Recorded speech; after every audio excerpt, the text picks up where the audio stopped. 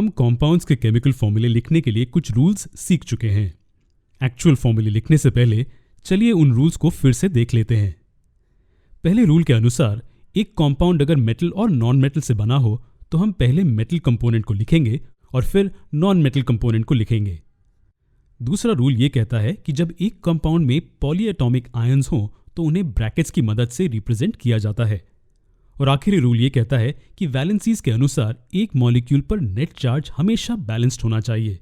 जी, ये 3 basic rules थे। Chemical फॉर्मूले लिखने के लिए चलिए एलिमेंट्स की वैलेंसीज के चार्ट को तैयार रखते हैं। हम यहाँ कुछ जरूरी एलिमेंट्स की वैलेंसीज देख सकते हैं। अब जब हम रूल्स और एलिमेंट्स की वैलेंसीज से वाकिफ हैं, चलिए कुछ कंपाउंड्स के केमिकल फॉर्मूले लिखने की कोशिश करते हैं। चलिए हम कुछ आसान कंपाउंड से शुरू करते हैं, जैसे कि हाइड्रोजन क्लोराइड। पहले हम दोनों एलिमेंट्स के सिंबल्स लिखेंगे और फिर उनकी वैलेंसीज। हाइड्रोजन का सिंबल H है और क्लोरीन का Cl। और इनकी वैलेंसीज क्या हैं? हमारे चार्ट के अनुसार दोनों की वैलेंसी 1 है। दोनों में एक इलेक्ट्रॉन हासिल करने की क्षमता है। इसका मतलब एक हाइड्रोजन एटम एक क्लोरीन एटम के साथ बॉन्ड होगा। क्या यह सही है? जी बिल्कुल। इसलिए हाइड्रोजन क्लोराइड का फॉर्मूला HCl होगा। यहां हमें इसे H1Cl1 लिखने की जरूरत नहीं है, इसे हमें बस HCl लिखना होगा। इसी तरह चलिए एक और आसान कंपाउंड का फॉर्मूला लिखने की कोशिश करते हैं, जैसे कि हाइड्रोजन सल्फाइड।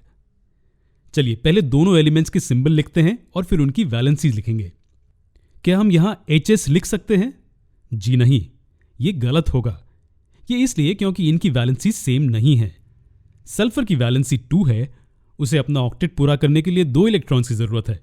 लेकिन हाइड्रोजन की वैलेंसी 1 है, उसे सिर्फ 1 इलेक्ट्रॉन चाहिए स्टेबल होने के लिए। तो यह हमें संकेत देता है कि दोनों एटम्स आपस में इलेक्ट्रॉन्स शेयर करेंगे। क्योंकि हाइड्रोजन एटम सिर्फ 1 इलेक्ट्रॉन दे सकता है, यह लाजमी है कि बॉन्ड बनाने के लिए यहां 2 हाइड्रोजन एटम्स की जरूरत होगी। और ऐसा क्यों? क्योंकि सल्फर को 2 इलेक्ट्रॉन्स चाहिए, उसकी वैलेंसी 2 है। तो वैलेंसीज को बैलेंस करने के लिए 2 हाइड्रोजन एटम्स को बॉन्ड होना होगा एक सल्फर एटम के साथ, ताकि मॉलिक्यूल पर कोई नेट चार्ज ना हो। इसलिए हमें हाइड्रोजन सल्फाइड का फॉर्मूला H2S मिलता है। इसी तरह आने वाले वीडियोस में हम और भी कंपाउंड्स के केमिकल फॉर्मूले देखेंगे।